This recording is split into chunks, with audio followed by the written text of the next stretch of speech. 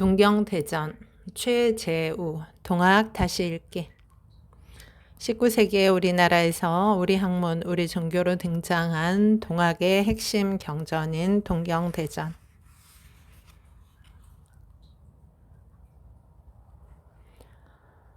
범부 선생이 국풍의 재생이요 사태의 경이라 찬탄한 동학 탄생의 사상적 배경은 어떤 것일까?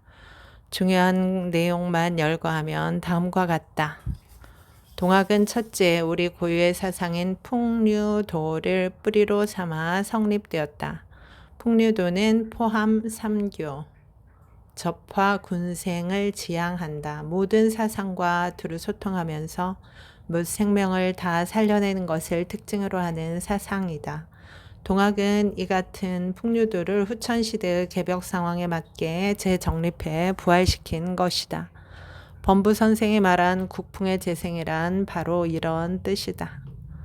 동학을 낳은 둘째 사상적 원천은 신라 천년의 역사를 지탱해온 대승불교라 하겠다.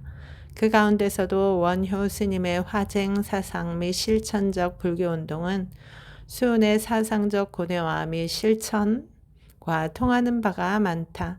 삼국 간의 정복 전쟁 시대, 즉 피로 날이 새고 피로 날이 지던 전쟁 시대를 산 원효와 백성이 단 한때도 편안한 날이 없었던 조선말 대격동기를 살았던 수훈은 모두 암울한 시대를 살면서 새로운 사상가로 우뚝 섰다.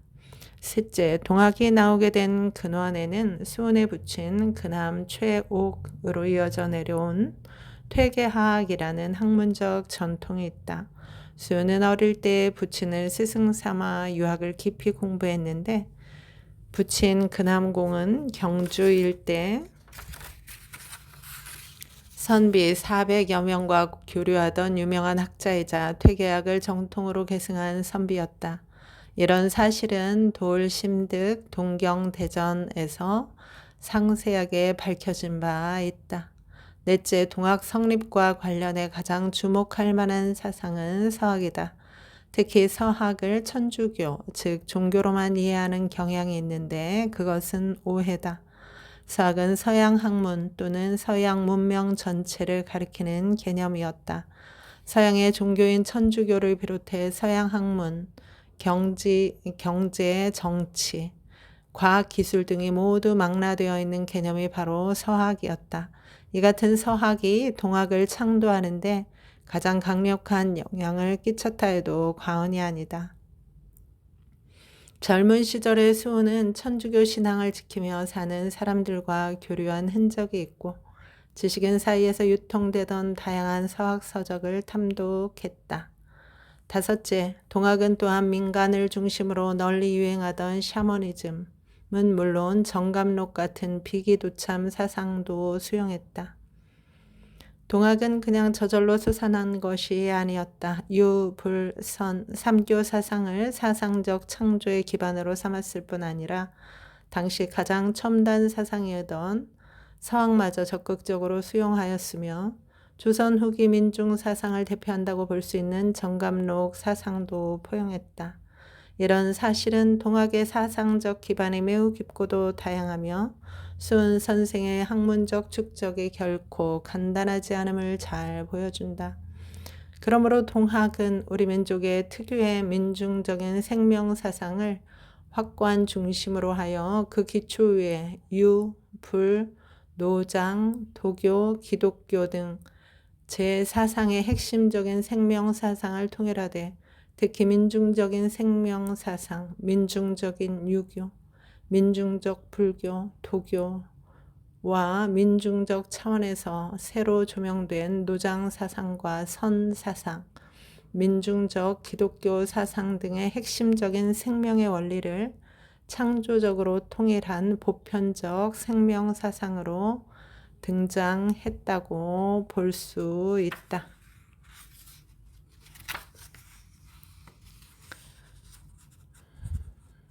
정운군은 1863년 조정에서 수훈을 체포하기 위해 파견한 선정관이었다. 그는 한양에서 문경세자를 거쳐 경주로 내려가 수훈을 체포하는 전 과정을 자세하게 기록한 서계를 남겼는데 동학을 탄압한 관리가 남긴 기록에서조차 동학에 대한 민중의 반응이 가히 폭발적이었음을 증명하고 있다. 도대체 당시 민중은 왜 그렇게 다투어 경주 용담으로 몰려갔을까? 귀청과 등위를 차별하지 않으니 백정과 술 장사들이 모이고 남녀를 차별하지 아니하고 유박을 설치하니 호러비와 과부들이 모여들고 돈과 재물을 좋아해 있는 사람과 없는 사람이 서로 도우니 가난하고 궁핍한 사람들이 기뻐하였다. 동학 배척 통문 1863년. 위에 인용한 내용은 동학을 배척한 보수 유생들이 남긴 통문 속에 있는 내용이다. 보수 유생의 눈에 비친 동학을 보면 첫째, 동학은 귀천과 등위의 차별이 없는 신분 평등의 공동체라는 것이다. 둘째, 동학은 남녀 차별이 없는 양성 평등의 조직이라는 것이며, 셋째, 동학은 있는 사람, 없는 사람이 서로 돕고 도움을 받는 생활 공동체 성격이 강한 조직이었다는 것이다. 이 같은 초기 동학의 성격은 신분제의 억압, 무서운 괴질과 자연재해, 그리고 기근으로 한 해에 수만 명이 죽어가는 시대에 민중의 귀유처로서 충분한 역할을 할 만했던 것이다. 1861년 6월 이후 민중은 동학으로 다투어 들어갔다. 그 결과 수은 선생이 돌을 펴고 있던 경주 용담은 임금이 임금답지 못하고 신하가 신하답지 못하며 아비가 아비답지 못하고 자식이 자식답지 못하던 세상을 안타깝게 여기는 민중의 귀처가 되었고, 수은은 그런 민중의 마음을 위로해주는 신인이자 진인이었다. 그러나 지배층은 이 같은 민중의 마음을 헤아리기는커녕 도리어 수은을 체포해 처형함으로써 민중의 마음에 불을 질렀다. 수은은 그렇게 1863년 12월에 체포되어 이듬해 3월 10일에 경상 가명이 있던 대구 장대에서 삿된 도로 민중을 현혹했다는 이른바 좌도난정이라는 죄목으로 효수되고 말았다. 참으로 때일은 죽음이자 가슴 아픈 죽음이었다. 그 죽음을 시인 김지아는 이렇게 웃고 있다. 아, 꽃 한 송이 이슬처럼 지네. 매운 눈보라 속 철이른 꽃 한 송이 이슬처럼 지네. 비바람 눈보라 거듭 지나면 영원한 봄 오리라 말씀하신 분. 5만 년 후천개벽 때가 찼으니 이 땅에 먼저 지라. 이 땅이 먼저리라 말씀하신 분. 사람이 하늘이니 사람 섬기되 하늘같이 섬기라 말씀하신 분. 수은 우주의 꽃 한 송이 지네. 아득한 고향 돌아가네. 가고 다시 돌아오지 않음 없는 고향. 온 세상 꽃 피어날 영원한 봄의 시작. 수은의 죽음.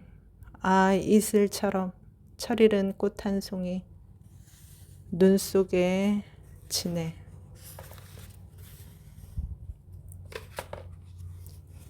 지은이 수은 최재우에 대하여. 수은 최재우는 동학의 창시자다. 본명은 재선, 재우는 나중에 개명한 이름이며 호는 수은이다. 1824년 음력 10월 28일 경상북도 월성군 현곡면 가정리에서 몰락한 양반 그남 최욱과 제가 어머니 한씨 사이에서 서자나 다름없는 신분으로 태어났다. 10살 때 모친을 잃고 16살 때 부친 맞아 잃은 불우한 어린 시절을 보냈으나 다행히도 부친으로부터 유학을 체계적으로 배울 수 있었다. 19살 때 울산 박씨와 결혼하고 20살 때 화재로 생가가 전소되자 이듬해부터 전국을 유랑하는 일종의 구도의 길에 올랐다. 31살 때까지 10년 이상 전국 각지를 유랑하며 유, 불, 선, 삼교, 서학, 무속, 정감록과 같은 비기 도참 사상 등 다양한 사상을 접하는 동시에 서세 동정, 삼정문란이라는 이중의 위기에서 고통당하는 민중의 참담한 생활을 직접 체험했다. 32살 때 우연히 을묘천서라는 비서를 얻어 일종의 신비 체험을 한 끝에 경상남도 양산 통도사 근처에 있는 천성산 자연동굴에 들어가 49일 기도 생활을 했다. 그러나 이때까지도 특별한 변화는 일어나지 않았다. 생계를 꾸리기 힘든 지경에 처한 가족을 처가에 맡기고 구도 생활을 계속하던 수호는 36살이 되던 해 오랜 유랑 생활과 처가살이를 청산하고 고향 용담으로 돌아와 정착하기에 이르렀다. 고향에 정착한 지 1년 뒤 1860년 4월 5일 수호는 아주 특별한 체험을 하게 이른다. 이른바 천사문답이라고 불리는 하늘님과의 문답 끝에 동학을 창시하게 된 것이다. 천사문답 이후 1년간 수련을 거듭한 수호는 1861년 음력 6월부터 본격적으로 동학의 가르침을 펴는 포덕 활동을 시작했다. 그가 포덕 활동을 시작하자마자 경주 용담에 신인이 났다는 소문이 널리 퍼지면서 수많은 민중과 일부 양반 지식인들이 다투어 동학에 입도하기 시작했다. 민중은 모든 사람은 제 안에 거룩한 하늘님을 모신 존재라는 수훈의 시천주 사상의 공감에 몰려들었고 일부 양반 지식인들은 조선 500년을 지탱해온 유학의 생명력을 잃어가는 데 실망한 끝에 동학을 통해 희망을 발견하고자 몰려들었다. 그러나 민중과 일부 양반 지식인들이 동학으로 몰려들자 유학만을 정학이라고 고집하는 보수적인 양반 지식인들과 지배층은 조직적으로 동학을 배척하고 탄압하기 시작했다. 그 결과 수훈은 동학을 펴기 시작한 지 만 3년도 되지 않은 1863년 12월에 체포되었고 이듬해 3월 12일 삿된 도로 정도를 어지럽혔다는 죄로 대구 경상 감영안의 관덕정 뜰 앞에서 처형당함으로써 죽음을 맞이했다. 이때 그의 나이 41세였다. 수훈의 사후 동학은 수제자 해월 최시영에 의해 재건되어 한국 현대사에서 최고의 민족 운동으로 평가받는 1894년 동학혁명의 사상적 조직적 기반이 되었으며 동학 이후 우리 땅에서 수많은 신종교가 창도되는 디딤돌 역할을 하게 된다. 수훈이 남긴 저서로는 후일 동학 2대 교주 해월 최시형이 집성한 동경대전 용담 유사가 있다.